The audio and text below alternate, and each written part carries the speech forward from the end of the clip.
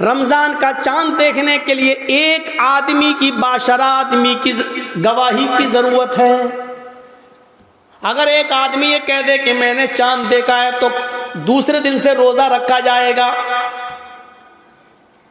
عید کے چاند کے لیے 2 آدمیوں کی گواہی ضروری ہے۔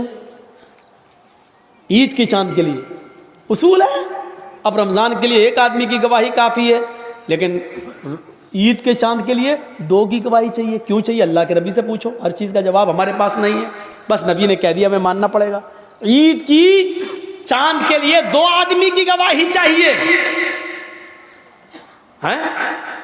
لیکن جب رمضان میں 1 آدمی کی گواہی آپ مانیں گے یا عید کے چاند کے لیے 2 آدمی کی گواہی مانیں گے تو اس وقت بھی دیکھا جائے گا یہ 1 آدمی جو روزے کی گواہی دے رہا ہے یہ 5 وقت کا نمازی ہے یا نہیں ہے۔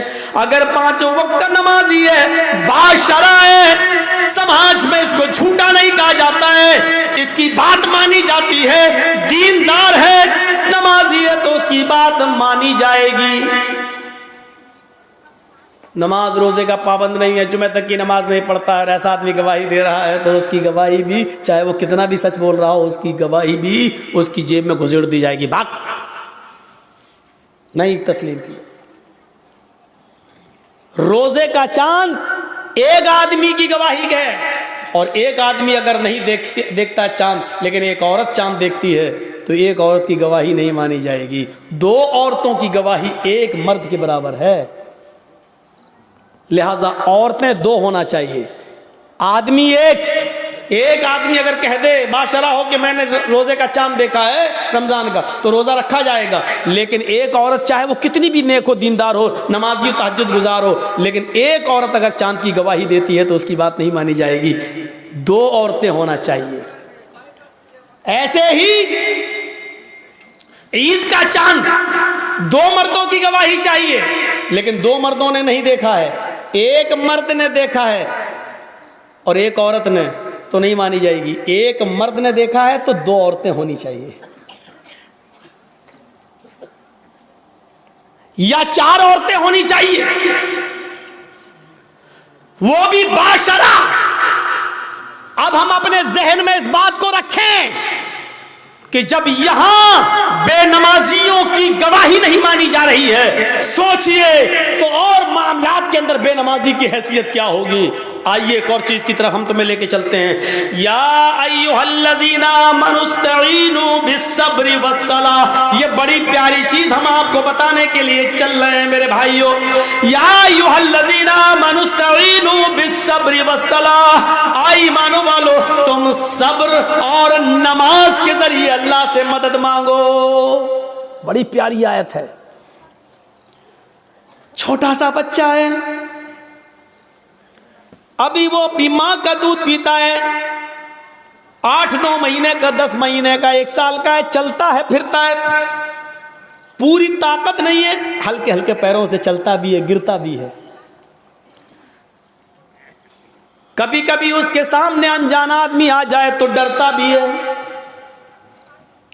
اس کے سامنے کوئی کیڑا مکوڑا ٹہلنے لگے تو وہ ڈرتا بھی ہے۔ آپ نے دیکھا ہوگا ماں نے اپنے بچے کو چھوڑا، چلنا سکھا رہی ہے، تھوڑا چلتا ہے گرتا ہے، تھوڑا چلتا ہے گرتا ہے، ماں تھوڑی دور ہٹ کے دیکھتی ہے، دیکھے کتنی دور جاتا ہے بچہ۔ بچہ تھوڑی دور گیا، وہاں کوئی جانور دیکھا، کوئی کیڑا مکوڑا دیکھا، وہ ادھر سے پلٹا بھاگتا ہے اپنے ماں کے پاس۔ ماں جلدی سے اپنے دونوں باہیں پھیلا دیتی ہے، اور بچہ جب ڈرتا ہے تو وہ اپنی ماں کی گود میں آ جاتا ہے۔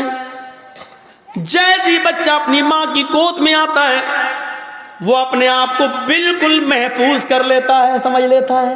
اب وہ سمجھتا ہے کہ میں سب سے بڑے خطرے سے ٹل چکا ہوں، اب سب سے بڑی مصیبت، بھائی بچے کے لیے تو وہی سب سے بڑی مصیبت ہے جس سے وہ ڈر رہا ہے۔ بچہ اپنی ماں کی گود میں آیا، اور جیسے وہ اپنے ماں کی گود میں آتا ہے وہ سمجھتا ہے کہ اب مجھے کوئی خطرہ نہیں ہے، کیونکہ میں ایک سرکشت گود میں آ گیا ہوں, ایک محفوظ گود میں کے اندر آ گیا ہوں. اب مجھے دنیا و مافیا کا کوئی خطرہ نہیں ہے. بچہ اپنی ماں کی گود میں آ جاتا ہے تو وہ دنیا کے بڑے سے بڑے خطرے سے اپنے آپ کو محفوظ سمجھ لیتا ہے. قرآن یہی فرما رہا ہے, لوگوں نماز یہ ماں کی گود ہے.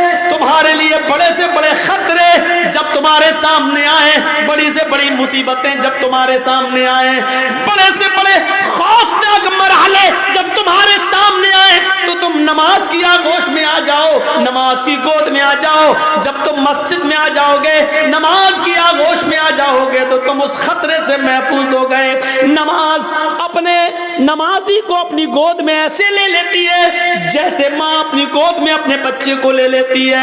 جیسے بچہ ماں کی گود میں آ کر اپنے آپ کو محفوظ سمجھ لیتا ہے, ایسے ہی نمازی نماز کے اندر اپنے آپ کو محفوظ سمجھ لیتا ہے. ایک صحابی ہیں, جنگ ہو رہی ہے, نماز کا وقت ہو جاتا ہے. نماز کے وقت ہی میں ابو داؤد شریف کی روایت ہے, ایک تیر آتا ہے اور تیر آتے ہی ان کی پیٹھ میں لگتا ہے. اور سوچو, تیر کسی کی پیٹھ میں لگ جائے اور نماز کے اندر لگ جائے. لگی, ہاتھ بندھے ہوئے ہیں, تیر پیچھے لگتا ہے, خون بہنے لگتا ہے اور ٹپکنے لگتا ہے. لیکن انہوں نے قرآن پڑھنا بند نہیں کیا, پوری نماز پڑھ لی. جب سلام پھیرا, السلام علیکم ورحمت اللہ, السلام علیکم ورحمت اللہ. لوگ ان کے پاس آئے, صاحب یہ کیا کیا تم نے؟ اتنا خطرناک تیر آدھے سے زیادہ تمہاری پیٹھ میں گھس گیا, خون سے پوری چٹائی بھیگ گئی, تمہارا کپڑے لہولوان ہو گئے اور تم نماز میں مصروف ہو. اس صحابی نے جواب دیا, جب میں نماز پڑھ رہا تھا, اللہ کی قسم میری پیٹھ میں کب تیر لگا مجھے پتا ہی نہیں چلا, اس لیے کہ میں سورہ کہف کی تلاوت کر رہا تھا, اور سورہ کہف کی تلاوت کرتے ہوئے مجھے اتنا مزہ آ رہا تھا, اتنا انجوائے مل رہا تھا. سورہ کہف کی تلاوت نے مجھے تیر کی تکلیف بھلا دیا, مجھے پتا ہی نہیں چل رہا ہے کہ مجھے تیر لگا ہے. یہ تو تم ابھی بتلا رہے ہو کہ مجھے تیر لگا ہے, اب دیکھ رہا ہوں کہ یہ خون لے, مجھے تو احساس ہی نہیں ہوا. غور کیجئے کتنا بڑا خطرہ تھا تیر کا لگنا, اور ان کو پتا ہی نہیں, کیونکہ وہ نماز کی گود میں تھے, نماز کی آغوش میں تھے.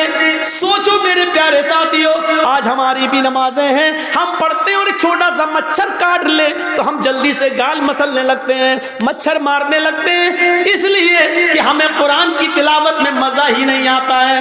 وہ کہہ رہے ہیں کہ ہم ایسے سورہ کہف پڑھ رہے تھے, سورہ کہف کی تلاوت میں مجھے اتنا مزہ آ رہا تھا, اتنا انجوائے آ رہا تھا کہ مجھے پتا ہی نہیں چلا کہ مجھے کب تیر لگا. یا ایھا الذین آمنوا استعینوا بالصبر والصلاۃ, ایمان والو تم صبر اور نماز کے ذریعے اللہ سے مدد مانگو, صبر اور نماز کے ذریعے اللہ سے مدد مانگو. صبر اور نماز کے ذریعے صبر کرو اور نماز آغوش میں آ جاؤ نماز کے.